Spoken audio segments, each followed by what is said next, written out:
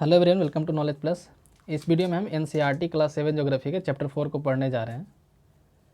इसके पहले 3 चैप्टर हम पढ़ा चुके हैं। यदि आप वो वीडियो नहीं देखें तो ज़रूर जाकर देखें। तो आइए शुरू करते हैं। आज 4th चैप्टर एयर है ना।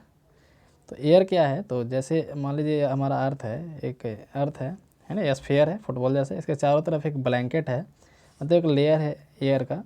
इसको हम लोग एटमॉस्फेयर बोलते हैं, ठीक है। तो our earth is surrounded by huge blanket of air called atmosphere. All living things on this earth depend on atmosphere. Earth पे जितना भी लिविंग थिंग है सब एटमॉस्फेयर पे डिपेंडेंट है, ठीक है। ये हमको क्या प्रोवाइड करता है? एयर हम लोग को सांस लेने के लिए प्रोवाइड करता है। इसके अलावा हम लोग को सन से जो हार्मफुल इफेक्ट वाला रे आ रहा है, सन रे जो हार्मफुल कर देगा हम लोग को, उससे हमको बचाता है, ठीक है। तो यानी कि बिना एटमॉस्फेयर के हम लोग के यहाँ लाइफ पॉसिबल नहीं होता, क्योंकि उस सन जो है काफ़ी सन का लाइट डायरेक्टली यहाँ आता है, जिसके कारण से दिन में बहुत ज़्यादा गर्मी होता है और रात में बहुत ज़्यादा ठंडा होता है, ठीक है। यहाँ पे देख सकते हैं heat of the sun during day and get frozen during night, ठीक है। तो बिना एटमॉस्फेयर के लाइफ पॉसिबल नहीं होता। क्यों? क्योंकि दिन में बहुत गर्मी होता है, रात में बहुत ठंडा हो जाता है। एटमॉस्फेयर में क्या होता है? तो कार्बन डाइऑक्साइड पाया जाता है और ऑक्सीजन पाया जाता है, नाइट्रोजन पाया जाता है और भी कई गैस पाए जाते हैं। यहाँ पे कार्बन डाइऑक्साइड के बारे में पढ़ते हैं। Carbon dioxide released in the atmosphere creates a green house effect. Green house effect क्या होता है? जैसे इधर से हीट जब रिफ्लेक्ट बैक होता है, जब सन से जो हीट आता है तो अर्थ रिफ्लेक्ट कर देता है, ठीक है। तो अर्थ रिफ्लेक्ट उसको कर देता है, तो ग्रीन हाउस इफेक्ट के कारण रिफ्लेक्शन नहीं हो पाता है पूरी तरीके से। जितना होना चाहिए था उतना नहीं हो पाता है, जिस कारण से अर्थ का टेम्परेचर बढ़ जाता है। तो ग्रीन हाउस इफेक्ट करता है कार्बन डाइऑक्साइड, तो इसलिए कार्बन डाइऑक्साइड को ग्रीन हाउस गैस माना जाता है। और हालांकि कार्बन डाइऑक्साइड का होना भी ज़रूरी है। यदि नहीं होता, ग्रीन हाउस यदि नहीं होता तो अर्थ काफ़ी ठंडा हो जाता है। लेकिन हम पहले ही बताया ना कि एक लिमिट तक ही होना चाहिए। जितना मतलब जितना होना था उससे ज़्यादा कर देता है, ठीक है। It is therefore a greenhouse gas and is without it having earth having too cold to live in. However, when its level in atmosphere increases due to factory smoke or car fume, the heat retained increases with temperature on the earth. लेकिन जब ये बहुत ज़्यादा मात्रा में हो जाता है तब हीट यहाँ पे अर्थ पे बढ़ जाता है, जिसको हम लोग ग्लोबल वार्मिंग बोलते हैं, ठीक है। ग्लोबल वार्मिंग से क्या होता है? तो जो बर्फ़ है पोल्स पे वो पिघल जाता है। पिघलने के कारण सी लेवल राइज होता है। सी लेवल राइज होने के कारण फ्लड आता है, कहाँ? कोस्टल एरिया में आता है, ठीक है।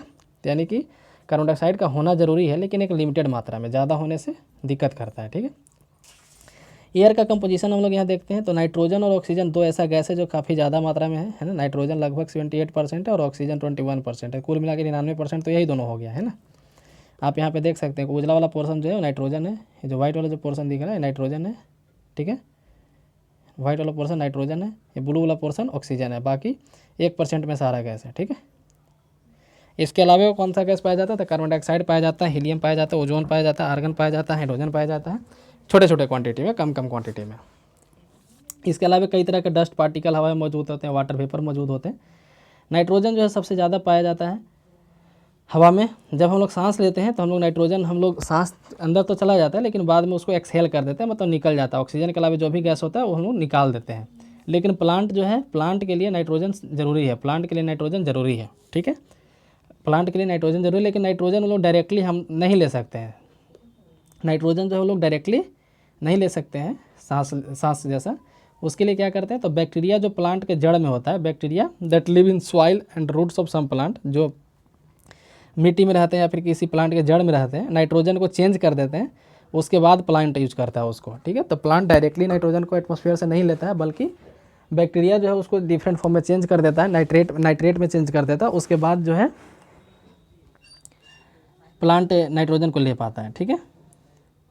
हवा जब देखिए गर्म होता है तो एक्सपैंड करता है। हवा जब गर्म हो जाता है तो एक्सपैंड करता है और ऊपर चला जाता है। तो गर्म हवा ऐसा ऊपर चला जाता है तो नीचे जो जगह खाली होता है तो ऊपर वाला हवा नीचे आता है, ठीक है। तो यहाँ पे बताया जा रहा है कि गर्म हवा जो है ऊपर जाता है और उसको जगह लेने के लिए ठंडा हवा जो ऊपर का वो नीचे आता है। फिर हवा गर्म हो जाता है तो ये ऊपर जाता है, फिर ऊपर से हवा नीचे आता है। तो इस तरीके से सर्कुलेशन चलते रहता है, ठीक है। एटमॉस्फेयर में दूसरा कौन सा गैस पाया जाता है नाइट्रोजन के बाद? नाइट्रोजन तो सबसे ज़्यादा है, प्लांट के लिए यूजफुल है, हम लोग अभी पढ़े है ना। प्लांट डायरेक्टली नहीं लेता है, बैक्टीरिया उसको डिफरेंट फॉर्म में चेंज करता है, उसके बाद प्लांट उसको लेता है। उसके बाद जो दूसरा गैस इंपॉर्टेंट है oxygen. Oxygen is second most plentiful gas in the air. Human and animals take oxygen from air as the breath. Green plant produce oxygen. Green plant जो ऑक्सीजन को प्रोड्यूस करता है फोटोसिंथेसिस के समय, photosynthesis करता है green plant और उस समय ऑक्सीजन प्रोड्यूस करता है, ठीक है। इस तरीके से ऑक्सीजन का मात्रा जो कांस्टेंट रहता है। लेकिन पेड़ जो कटे जा रहा है, इतना पेड़ जो कटा जा रहा है तो ये बैलेंस डिस्टर्ब होता जा रहा है, ठीक है। कार्बन डाइऑक्साइड एक अनदर इंपॉर्टेंट गैस है। ग्रीन प्लांट कार्बन डाइऑक्साइड का यूज करते हैं अपने खाना बनाने के लिए और ऑक्सीजन को रिलीज करते हैं। लेकिन जैसे पहले बताया कि पेड़ कटा जा रहा है जिस कारण से बैलेंस बिगड़ रहा है, कार्बन डाइऑक्साइड बढ़ता जा रहा है, तो ये ग्लोबल वार्मिंग का रीजन बन रहा है। ठीक है, यदि बैलेंस में रहेगा तो फिर सब कुछ सही रहेगा। हम लोग हर साल कई टन कार्बन डाइऑक्साइड जोड़ रहे हैं। कैसे? तो फ्यूल जलाते हैं, है ना, और भी डिफरेंट मेथड से। जैसे यहाँ पे आप देख सकते हैं न्यूज़पेपर के कटिंग में ग्लोबल वार्मिंग एक प्रॉब्लम है ना, पूरे वर्ल्ड के लिए प्रॉब्लम है। अब स्ट्रक्चर ऑफ एटमॉस्फेयर, एटमॉस्फेयर का क्या स्ट्रक्चर है? जैसे हम लोग पढ़े हुए कि 78% नाइट्रोजन होता है, 21% ऑक्सीजन होता है, 1% में बाकी सब गैस होता है। तो कंपोजिशन हुआ। स्ट्रक्चर कैसा एटमॉस्फेयर का? तो एटमॉस्फेयर को डिफरेंट लेयर में बांटा है, जैसे troposphere, stratosphere, mesosphere, thermosphere, exosphere. ठीक है, तो जो सबसे नीचे वाला जो लेयर है जिसमें हम लोग रहते हैं, ठीक है, सबसे नीचे वाला जो लेयर है उसको हम लोग बोलते हैं ट्रोपोस्फेयर। ट्रोपोस्फेयर जहाँ पे लास्ट होता है उसको बोलते हैं ट्रोपोपॉज। ठीक है, उसी तरह से उसके ऊपर का जो लेयर उसको बोलते हैं स्ट्रेटोस्फेयर, वो जहाँ पे लास्ट होगा उसको बोलते हैं स्ट्रेटोपॉज। उसी तरह से मीजोस्फेयर उसके ऊपर है, वो जहाँ लास्ट होगा उसको मीजोपॉज बोलेंगे। उसके ऊपर थर्मोस्फेयर है, वो जहाँ लास्ट होगा उसको थर्मोपॉज बोलेंगे। उसके बाद एक्सोस्फेयर है। ठीक है, इस तरीके से। तो फिर इसमें बहुत सारा यहाँ पे क्वेश्चन आता है कि चिड़ियाँ जो उड़ती है कौन से स्फेयर में उड़ती है? तो चिड़ियाँ ट्रोपोस्फेयर में ही उड़ती है। हम लोग जिस लेयर में रहते हैं उसी में उड़ती है। ट्रोपोस्फेयर काफ़ी इंपॉर्टेंट लेयर है। ज़्यादा ऑक्सीजन यहीं पे पाया जाता है, मतलब जितना भी एयर है उसका 90% के लगभग यहीं पे पाया जाता है, ट्रोपोस्फेयर में ही पाया जाता है। ठीक है, चिड़िया का वैसा माना जाता है कि माउंट एवरेस्ट से ऊंचा चिड़िया नहीं उड़ती है। तो माउंट एवरेस्ट देखिए ट्रोपोस्फेयर के नीचे ही है ना। इसका हाइट कितना? 8848 मीटर। तो इसको किलोमीटर में चेंज करेंगे तो यहाँ डेसिमल लग जाएगा, तो यानी कि 8.8 किलोमीटर। तो 9 किलोमीटर के लगभग इसका हाइट है। ट्रोपोस्फेयर कहाँ तक है? 10 किलोमीटर से ज़्यादा होता है, 12-13 किलोमीटर होता है। तो चिड़िया इसी वाले स्फेयर में उड़ती है। फिर हम नेक्स्ट क्वेश्चन आता है कि प्लेन कहाँ उड़ता है? तो प्लेन देखिए इस रेंज में उड़ता है, स्ट्रेटोस्फेयर में भी उड़ता है, ट्रोपोस्फेयर में भी उड़ता है। तो स्ट्रेटोस्फेयर के नीचे वाले में और ट्रोपोस्फेयर के ऊपर वाले रीजन में उड़ता है। तो जो भी कॉमर्शियल प्लेन होता है, जो फ्लाइट वाला प्लेन होता है, मतलब कि यात्री वाला जो होता है, वो मेनली इसमें उड़ता है, इस लेयर में, मतलब ट्रोपोस्फेयर के ऊपर वाले लेयर में। लेकिन जो स्पाई प्लेन होता है, जासूसी वाला या फिर फाइटर प्लेन, जो मतलब कि ऐसा प्लेन जो काफ़ी हाइट पे उड़ता है, इस तरीके का स्पाई जासूसी वाला जो प्लेन मेनली होता है उस तरह का, ठीक है, या फिर लॉन्ग डिस्टेंस का जो प्लेन होता है, तो वो स्ट्रेटोस्फेयर के नीचे वाले हिस्से में उड़ता है। ठीक है, यहाँ पे दिखा है कि स्ट्रेटोस्फेयर एरोप्लेन उड़ता है, लेकिन एरोप्लेन ट्रोपोस्फेयर और स्ट्रेटोस्फेयर दोनों में हल्का हल्का उड़ता है। यहाँ से लेकर यहाँ तक ऐसे आप बोल सकते हैं, उस रेंज में एरोप्लेन उड़ता है। उसके बाद यहाँ पे ओजोन लेयर कहाँ है? तो ओजोन लेयर स्ट्रेटोस्फेयर के नीचे वाले हिस्से में पाया जाता है। ओजोन लेयर इधर कहीं है। ठीक है, उसके बाद यहाँ पे आता है मीजोस्फेयर। मीजोस्फेयर में मीटरॉइड्स आता है। मीटरॉइड्स पढ़े होंगे आप लोग, कॉमेट्स, मीटरॉइड्स, इसके बारे में। उसके बाद है थर्मोस्फियर। ठीक है, तो हम लोग एक एक करके पढ़ते हैं। Troposphere is layer is the most important layer of the atmosphere. It average height is 13 kilometre. इसका जो एवरेज हाइट है 13 किलोमीटर है। The layer air we breathe exist air almost all the weather phenomena. जितना भी weather phenomena होता है, जैसे बारिश होना, बादल भी इसी में होता है, ट्रोपोस्फेयर में ही होता है ना। बारिश होना और भी डिफरेंट जो वेदर फेनोमेनन है सब इसी में होता है। ठीक है, रेनफॉल, हेल स्टॉर्म, ये सब इसी में होता है। नेक्स्ट है स्ट्रेटोस्फेयर के बारे में। It above the troposphere lies the stratosphere. Stratosphere जो है ट्रोपोस्फेयर के ऊपर में पाया जाता है। ये 50 किलोमीटर का इसका लगभग हाइट है। ठीक है, इसका लगभग 50 किलोमीटर हाइट है। और इसमें ज़्यादा वेदर फेनोमेना नहीं होता है। स्ट्रेटोस्फेयर में वेदर फेनोमेना ज़्यादा नहीं होता है। ठीक है, इसलिए यहाँ पे प्लेन उड़ना काफ़ी आसान होता है, क्योंकि ज़्यादा वेदर फेनोमेना होता नहीं है। इसके नीचे वाले लेयर में ओजोन लेयर होता है, जैसे हम पहले ही बताएं। ठीक है, इसमें देखिए, इसमें और क्या बात है, इसमें जब जाते हैं हम लोग ऊपर तो टेम्परेचर घटता जाता है। ट्रोपोस्फेयर में जब हम लोग ऊपर जाते हैं तो टेम्परेचर घटता है, स्ट्रेटोस्फेयर में बढ़ जाता है। ठीक है, स्ट्रेटोस्फेयर में बढ़ जाता है टेम्परेचर, फिर मीजोस्फेयर में घट जाता है टेम्परेचर ऊपर जाने पे, फिर थर्मोस्फेयर में बढ़ जाता है। तो इस तरीके से अल्टरनेट चलता है। याद रखिएगा, हम लोग यहाँ से अल्टरनेट चलेंगे तो यहाँ से निगेटिव होता है ऊपर जाने में, फिर पॉजिटिव होता है, उसके बाद फिर निगेटिव, फिर पॉजिटिव, ऐसे चलते रहता है। ठीक है, तो हम लोग फिर यहाँ मीजोस्फेयर के बारे में पढ़ते हैं। इसमें क्या होता है, ऊपर जाने पर टेम्परेचर घटता है। थर्ड लेयर है, ये लगभग 80 किलोमीटर ऊपर पाया जाता है। इसमें मेटेरॉइड जो होते हैं बर्न हो जाते हैं, इसके अंदर इंटर करते हैं, मेटेरॉइड जो है बर्न हो जाते हैं। ठीक है, उसके बाद आता है थर्मोस्फेयर। थर्मोस्फेयर जो है इसमें टेम्परेचर ऊपर जाने पे बढ़ता है, जैसा कि हम पहले बताएं। यहाँ पे थर्मोस्फेयर आप देख सकते हैं, यहाँ जो है थर्मोस्फेयर यहाँ पे देख सकते हैं। ठीक है, सैटेलाइट जो होते हैं, लो अर्थ सैटेलाइट जो होते हैं, यहीं पे पोस्ट किए जाते हैं। लो अर्थ सैटेलाइट जो होते हैं यहीं पे पोस्ट किए जाते हैं। ठीक है, थर्मोस्फेयर में ही। तो ये था थर्मोस्फेयर के बारे में। ये सबसे गर्म लेयर माना जाता है, हॉटेस्ट लेयर है। यहाँ पे भी देख सकते हैं कि टेम्परेचर राइज वेरी रैपिडली। ठीक है, with increasing height. Ionosphere thermosphere का ही पार्ट है। आयनोस्फीयर जो है थर्मोस्फीयर का पार्ट है। आयनोस्फीयर यहाँ पे थर्मोस्फीयर का पार्ट है। और आयनोस्फीयर का क्या काम है, तो आयनोस्फीयर जो है रेडियो वेव को रिटर्न करता है। इधर से रेडियो वेव जाता है तो रिटर्न करता है, जिसके कारण से हम लोग फिर रेडियो सुन पाते हैं। ठीक है, तथा हम एक एक करके बताते हैं। ट्रोपोस्फीयर क्या था, तो सबसे लोवेस्ट पार्ट है ट्रोपोस्फीयर। और यहाँ पे ऊपर जाने पे टेम्परेचर घटता है। लगभग 75% हवा, जितना हवा है उसका लगभग 75% हवा जो है 75 से 80% इसी में है। जितना भी वाटर वेपर है सब इसी में है। जितना वेदर फिनोमेना होता है इसी में है। ठीक है, आ रहा है समझ में। चिड़ियाँ इसी में उड़ती हैं, क्लाउड इसी में होता है, प्लेन भी इसके ऊपर वाले हिस्से में उड़ता है और स्ट्रेटोस्फीयर के नीचे वाले में उड़ता है। स्ट्रेटोस्फीयर में ओजोन पाया जाता है, नीचे वाले में जेट प्लेन या स्पाई प्लेन जो होता है स्ट्रेटोस्फीयर में उड़ते हैं ज़्यादातर। मीजोस्फीयर में ऊपर जाने पर निगेटिव होता है, इसमें मेट्रॉइड जो है बर्न हो जाते हैं। थर्मोस्फीयर में आयनोस्फीयर पाया जाता है, जिसमें रिटर्न होकर आते हैं रेडियो वेव्स। ठीक था, तो ये है एटमॉस्फेयर के बारे में, डिफरेंट लेयर के बारे में, उसके बारे में पढ़ लिया अभी। उसके ऊपर आता है एक्सोस्फीयर, तो ये सबसे ऊपर का लेयर है। ये काफ़ी इसमें कम गैस होता है, इसमें काफ़ी हल्का गैस जैसे हाइड्रोजन और हीलियम बस पाया जाता है। ठीक है, तो ये था एटमॉस्फेयर के बारे में।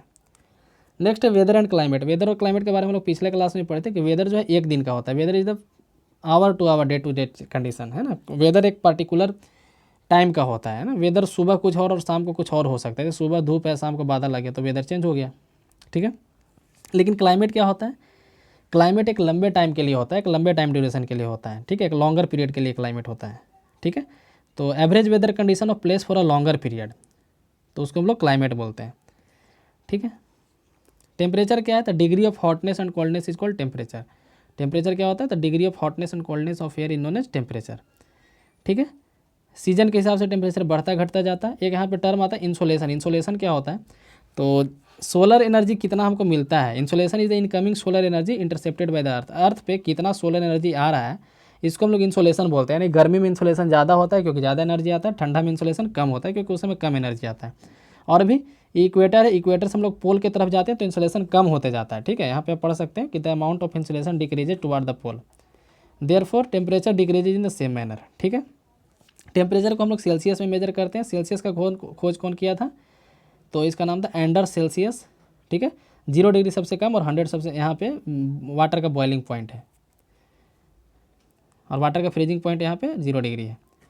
ठीक है, तो यहाँ पे इंसुलेशन के बारे में हम लोग पढ़े कि इंसुलेशन क्या होता है, वेदर के बारे में पढ़े, क्लाइमेट के बारे में पढ़े, टेम्परेचर के बारे में पढ़े। ठीक है, next air pressure. Air pressure क्या होता है, तो जैसे मान लीजिए कहीं पे भी आपको एयर प्रेशर निकालना है, जैसे अर्थ है तो अर्थ पे हमको एयर प्रेशर निकालना, तो यहाँ पे जितने दूर का निकालना है उतना दूर एक बड़ा सिलेंडर बनाएंगे आसमान तक, है ना। तो एक सिलेंडर बनेगा आसमान तक। इस सिलेंडर में जो गैस भर गया, एक ऐसा सिलेंडर सच में नहीं बनाएंगे, एक इमेजिन करेंगे। जैसे मान लीजिए कि यहाँ पे एक घर है, पता करना है कि इस घर के ऊपर कितना एयर प्रेशर है। तो इस घर के बराबर एक हाइट, इन्फिनाइट हाइट तक जाएंगे, आसमान तक जाएंगे, तो एक जो हवा भरेगा इसमें, उसके प्रेशर को हम लोग एयर प्रेशर बोलते हैं। ठीक है, वही है। तो जैसे किसी आदमी के ऊपर से निकालना है तो आदमी की इतना मतलब आदमी का जितना चौड़ाई है उतना बड़ा सिलेंडर बनाएंगे आसमान तक। ठीक है, इस तरीके से उसमें जो भी गैस भरेगा उसको हम लोग एयर प्रेशर बोलेंगे। तो ये यहाँ पे है। तो हम लोग एयर प्रेशर फील क्यों नहीं होता है, क्योंकि हमारे बॉडी में जो है एक काउंटर प्रेशर है जो ब्लड प्रेशर बोलते हैं। तो ऊपर से एयर प्रेशर पड़ता है, नीचे से ब्लड प्रेशर पड़ता है, दोनों एक दूसरे को मैनेज करके रखता है। This is because air pressure press us from all direction and our body exert a counter pressure. ठीक है, तो एयर प्रेशर मैक्सिमम होता है सी लेवल पे। एयर प्रेशर सबसे ज़्यादा कहाँ होता है, तो सी पे मैक्सिमम होता है और ऊंचाई बढ़ने पे घटते जाता है। ऊंचाई घटने पे, ऊंचाई हम लोग ऊंचा पे जाते हैं तो एयर प्रेशर घटते जाता है।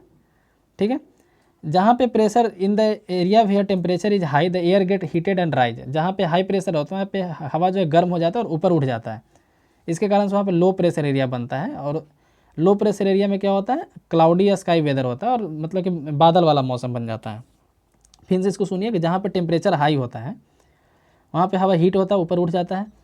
ऊपर उठने के कारण वहाँ पे लो प्रेशर एरिया बनता है। लो प्रेशर एरिया कैसे पता चलता है, तो वहाँ पे क्लाउडी स्काई और वेट वेदर होता है। लेकिन जहाँ पे टेम्परेचर लो होता है तो हवा वहाँ पे ठंडा होता है, भारी हो जाता है, जिसके कारण से वहाँ पे हाई प्रेशर बनता है। हाई प्रेशर में क्लियर और सनी स्काई होता है। ठीक है,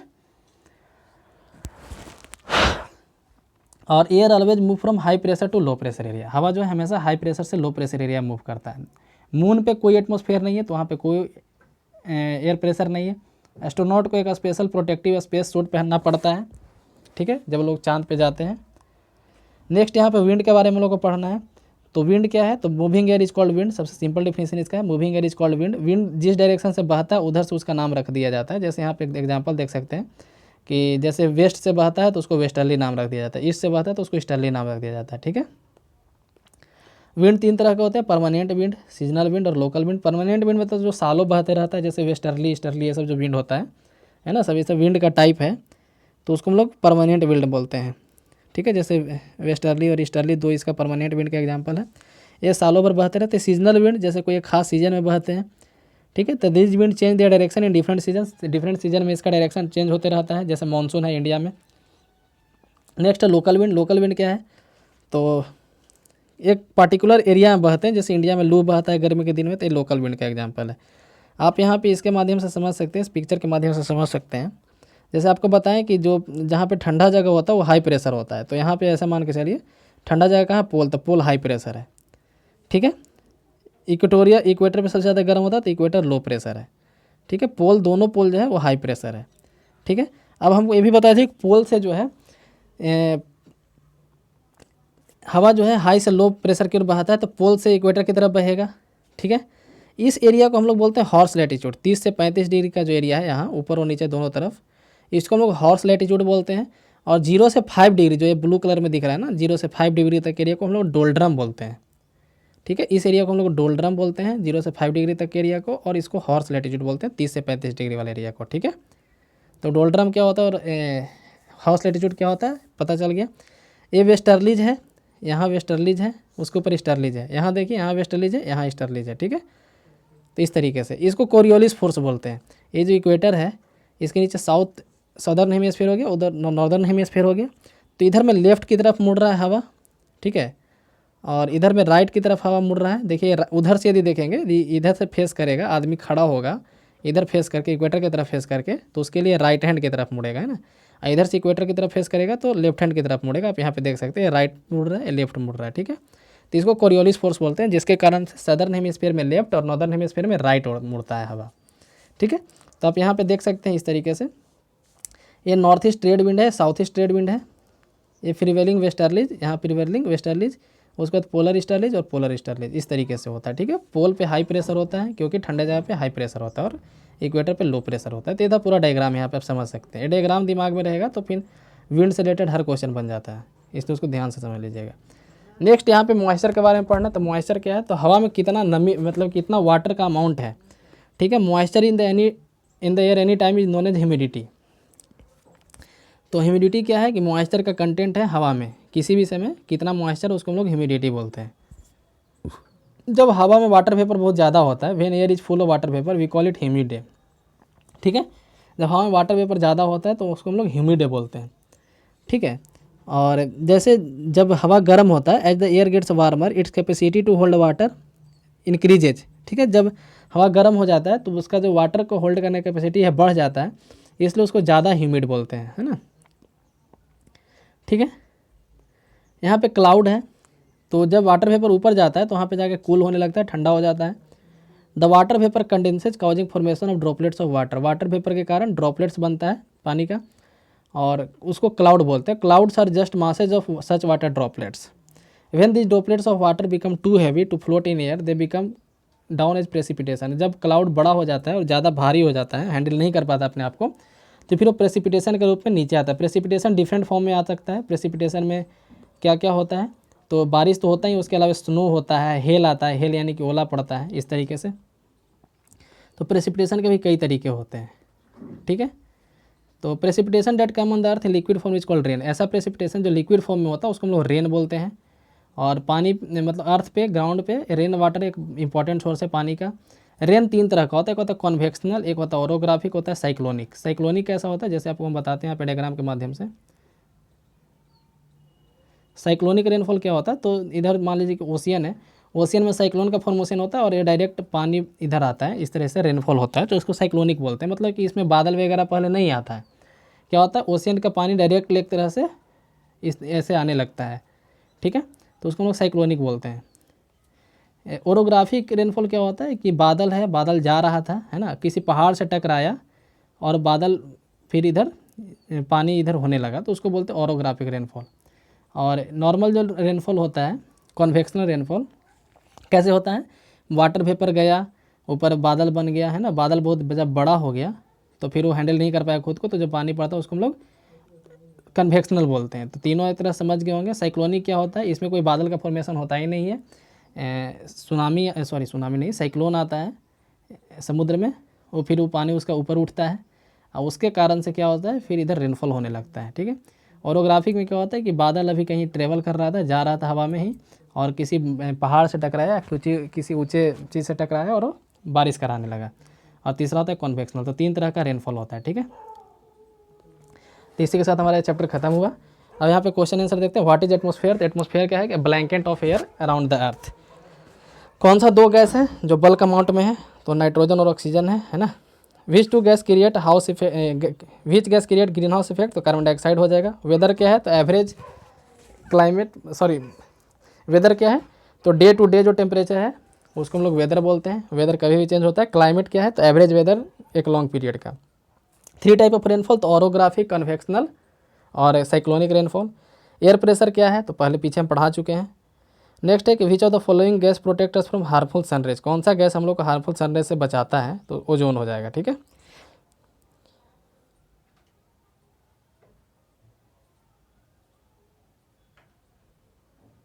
नेक्स्ट है the most important layer of atmosphere. Atmosphere का सबसे इंपॉर्टेंट लेयर कौन है, तो ट्रोपोस्फेयर है, क्योंकि हम लोग इसी में रहते हैं।